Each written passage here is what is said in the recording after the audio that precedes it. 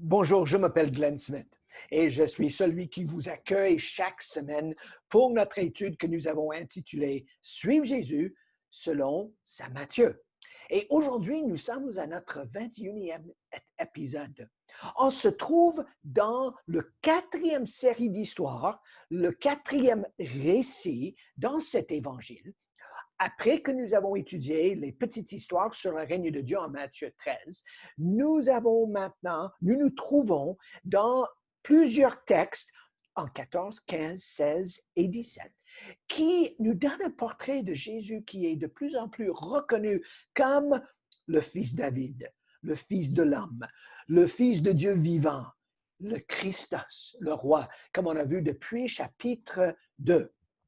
Et le texte qui est devant nous aujourd'hui est un texte incroyablement important parce que dans la structure de Matthieu, Matthieu 16, du verset 13 à 20, c'est le point culminant. On arrive sur la montagne, on est au sommet. Et maintenant, à partir d'ici, les choses vont aller très rapidement vers la crucifixion de Jésus-Christ, son enterrement, finalement, sa résurrection d'entre les morts et le dernier défi qu'il a lancé à ses disciples en chapitre 28. Lorsqu'on étudie le texte semblable, le texte parallèle dans l'évangile de Marc, nous voyons que la tournure est beaucoup plus radicale à partir de Marc 8 et 9 qu'en Matthieu. Mais c'est la même chose structurellement. On arrive au sommet. Nous avons une confession qui est incroyablement importante. Donc, je vous invite de tourner dans vos Bibles, sur votre portable, sur votre tablette, à Matthieu chapitre 16, et on va lire ensemble les versets 13 à 20. Mais avant, deux petites choses. Ce texte est parmi les péricopes, les paragraphes dans l'Évangile que nous appelons les textes durs. Et il est pour 5 raisons, parce qu'il y a 5 défis exégétiques qu'il faut aborder aujourd'hui dans notre étude.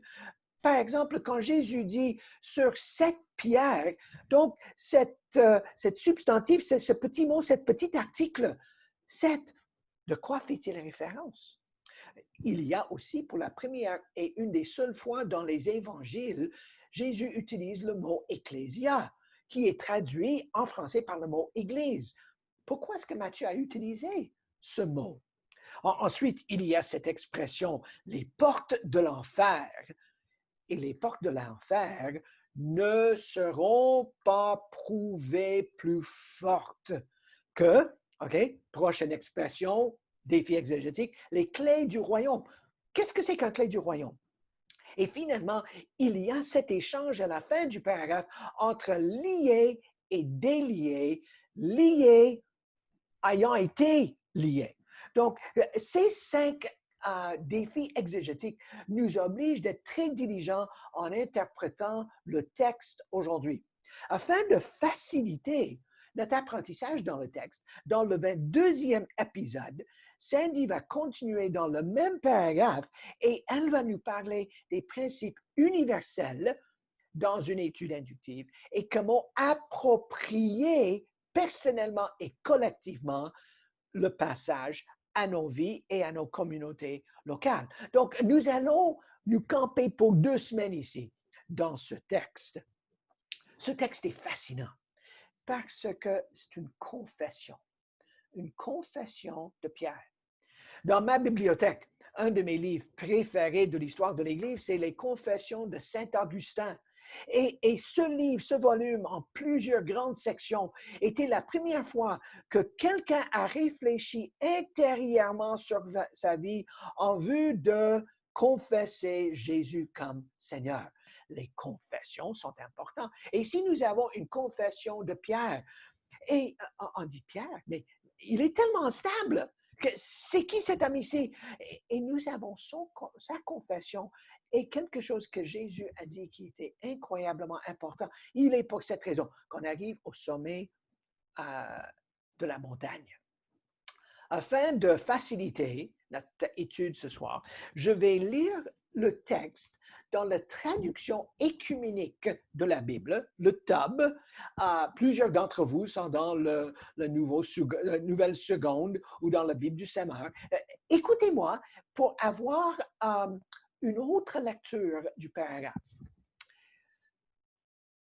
Arrivé dans la région de Césarée de Philippe, Jésus interrogeait ses disciples.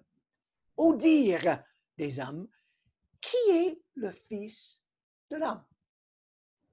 Une question d'interrogation.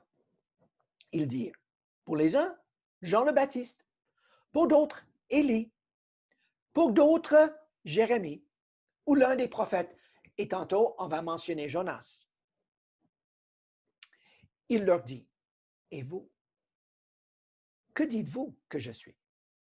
Prenons la parole, Simon-Pierre répondit, tu es le Christos, tu es le Messie, tu es le roi, le Fils de Dieu vivant.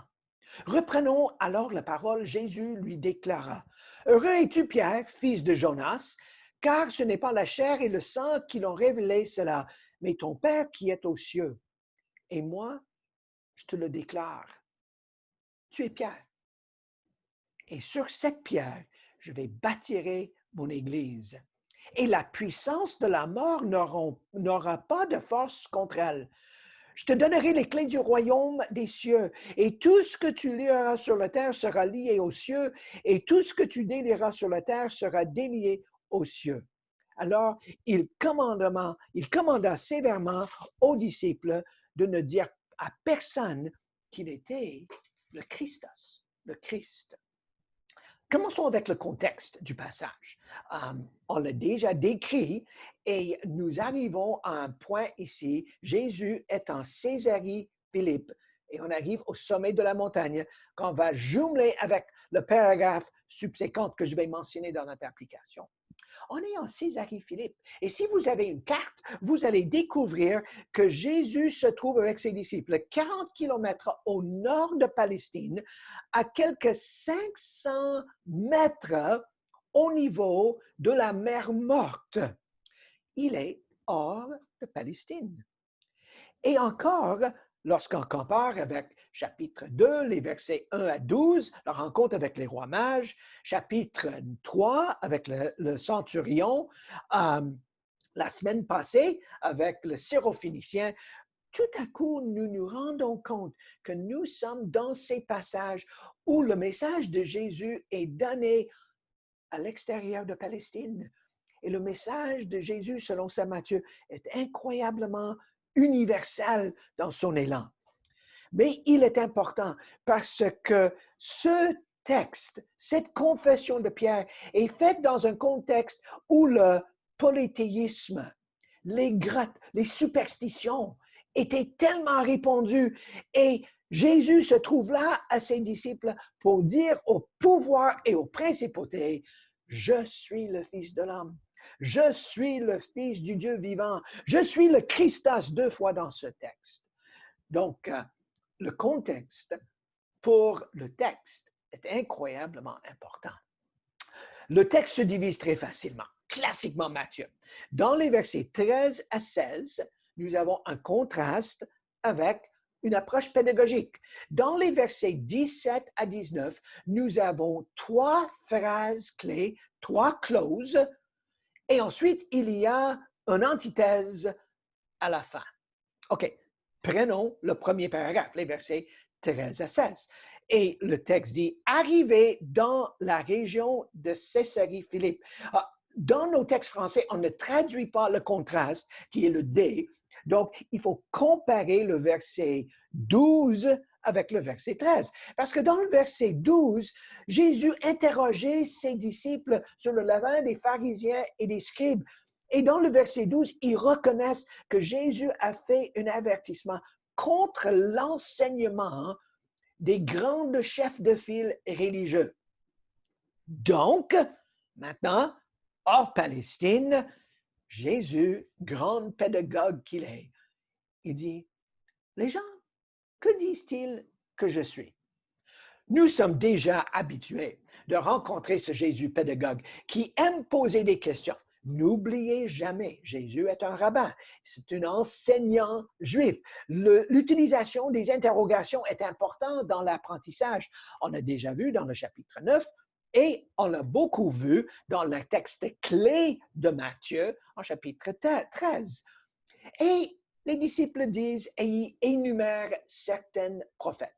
Jean le Baptiste, que nous avons rencontré en chapitre 14, Élie, qui est mentionné autant dans un roi que dans Malachie, Jérémie, qui était un des prophètes le plus cités par Matthieu, et tantôt, même Jésus va dire à Pierre, tu es le fils de Jonas, qui est mentionné à 2 reprises dans l'évangile de Matthieu. Mais Jésus ne laisse pas ça avec un inventaire de comparaison. Et ensuite, il parle dans le présent historique. Et vous, que dites-vous que je suis? Et Pierre, qui a été reconnu par ses pairs, P-A-I-R-S, comme le premier parmi les égaux. Et même en chapitre 15, sa place importante malgré tout, sa stabilité. Et Matthieu, Pierre, selon Matthieu, dit, tu es le Messie, tu es loin de Dieu, tu es le Christ. Et tout d'un coup, nous avons cette même idée qu'on a vue avec l'arrivée des rois mages et on l'a vu avec Jean-Baptiste en chapitre 11. Et maintenant, tout à coup, pour la première fois, imaginez, ça nous a pris 16 chapitres pour les disciples de confesser à lui. Ils l'ont déjà fait dans le bateau au chapitre 14, mais maintenant, ils le confessent à Jésus. Tu es de cette ligne royale davidique. Tu es venu pour restaurer Israël. Tu es roi. Et ils ajoutent, et tu es le Fils de Dieu vivant. Pas le Dieu mort, mais le Dieu vivant. Le Dieu qui est prêt de réagir dans l'histoire. Peut-être le Dieu qui va nous ramener de notre exil, que tu vas accomplir toutes nos aspirations nationales. Donc, le texte est prêt. Maintenant, le deuxième paragraphe à partir du verset 17. Et maintenant, il y a 3 phrases. Le verset 17, le verset 18 et le verset 19, qui conclut avec une antithèse. Et ce matériel ici est unique aux évangiles. Et Jésus met Pierre au milieu de la discussion. Et Jésus va lui dire 3 choses, les 3 clauses, les 3 phrases. Tout d'abord, Jésus parle à Pierre personnellement. Béni sois-tu, Pierre. Une continuité avec les béatitudes. Pierre, tu es une âme qui est bien synchronisée avec les bonnes intentions du Créateur. Et tu es comme Jonas, OK? Même chose que Jésus lui a dit en Jean chapitre 1er et le verset 42. Mais maintenant, tu fais partie de cette alignée de prophètes qui ont prévu l'intervention de Dieu dans l'histoire. Et il lui dit, mais Pierre, tu n'as pas deviné ces choses de toi-même. C'était révélé par Dieu. Et maintenant, nous avons exactement la même chose qu'on a vu dans le chapitre 11 et les versets 25, 26 et 27. C'est que le Dieu de la Bible, c'est un Dieu qui se révèle, un Dieu qui monte le chemin, un Dieu qui est prêt d'intervenir dans la vie des disciples et il est prêt de révéler qui il est. Pierre, dans cette première phrase, est comme une petite personne selon chapitre 11.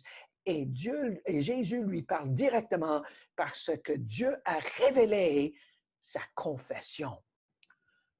Petite parenthèse, mes amis, Dieu parle aujourd'hui. Et Dieu veut se révéler à vous et à moi. Il se révèle dans la création. Il se révèle dans les Saintes Écritures, mais il s'est ultimement révélé dans la personne de Jésus-Christ. Et il faut être à l'écoute de sa voix tous les jours. Maintenant, dans le verset 18, nous avons la deuxième phrase. Et maintenant, Jésus parle à Pierre comme un représentant des 12. Et il dit, je te dis, je te le déclare. Verset 19, je te donnerai. Maintenant, Les autres disciples, en chapitre 14 et le verset 33, lorsqu'il était au large et Jésus a calmé les vents forts et les vagues sur le mer de Galilée, et ils ont dit, eh, peut-être cet homme est le Fils de Dieu. Mais maintenant, Pierre est une représentant des disciples. Il prend la parole et il dit, tu es le Christos, tu es le roi.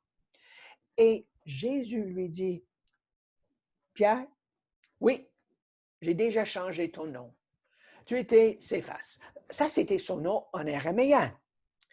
Et oui, Pierre, tu es un Pétros. Tu es un petit caillou. Tu es une petite pierre qui est sur la terre, qui est là. Oui, Pierre, tu es une Pétros. Et ensuite, on arrive pour notre premier dilemme exégétique. Et Jésus dit, et sur cette Pétra.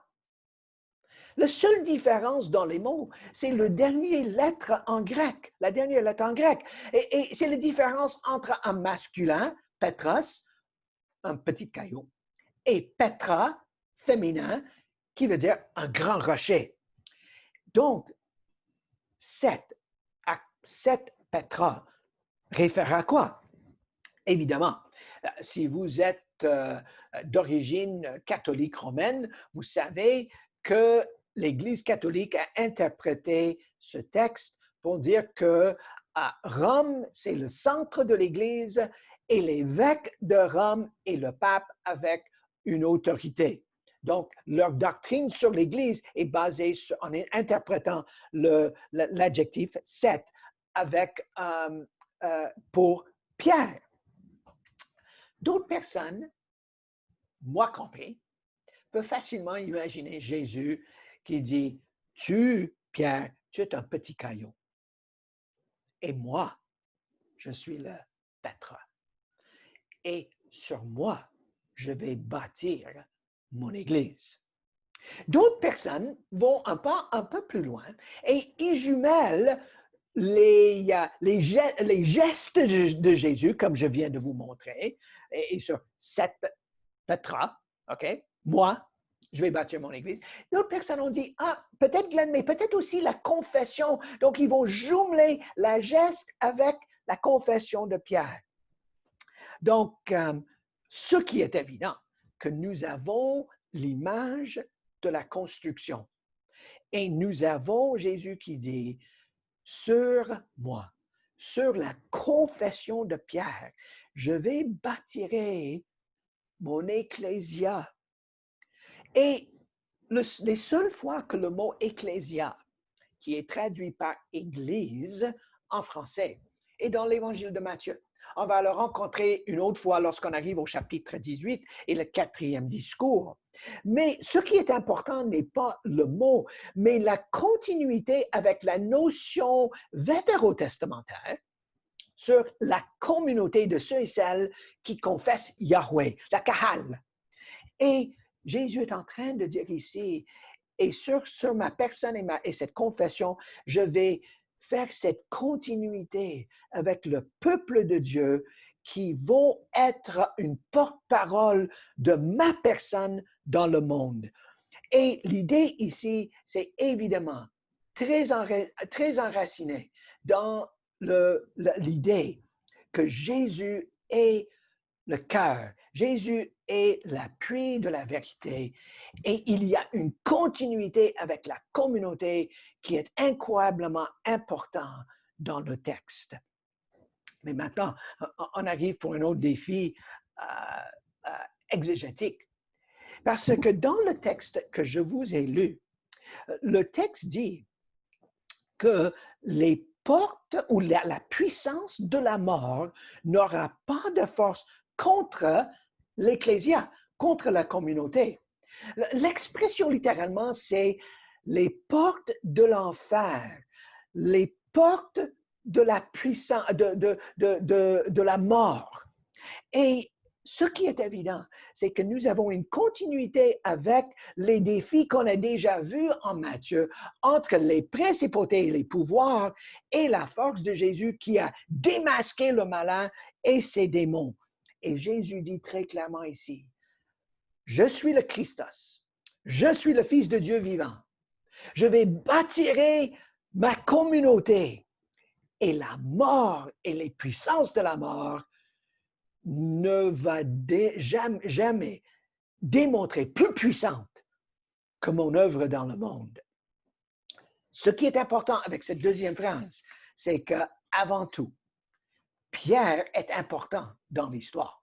Mais il faut attendre la fin de la vie de Jésus et surtout les 12 premiers chapitres des Actes des Apôtres pour voir la place centrale que Pierre jouait dans l'avancement du royaume de Dieu, l'Ecclésia, et le fait que la puissance de la mort ne pouvait pas avoir un rôle à jouer contre Jésus. Maintenant, on arrive pour le troisième. Donc, tout d'abord, on a vu que Jésus parle à Pierre. Deuxièmement, Jésus parle à Pierre comme un représentant des disciples. Mais maintenant, au verset 19, Jésus parle à Pierre comme un exemple de tous les disciples qui vont suivre. Et maintenant, nous sommes invités dans l'histoire. Et Jésus dit à Pierre, il dit à vous et moi, je vous donne les clés du royaume. Ah, clés du royaume. Wow! Donc, voici les clés du royaume qui est la façon que les gens vont entrer. Les portes s'ouvrent pour que les gens puissent faire partie de la puissance, l'autorité, la suprématie de Jésus. Et maintenant, et voici ce que toi, Pierre, ce que les disciples, ce que vous et moi fait pour lier quelque chose, les puissances de la mort, sera littéralement ayant été lié.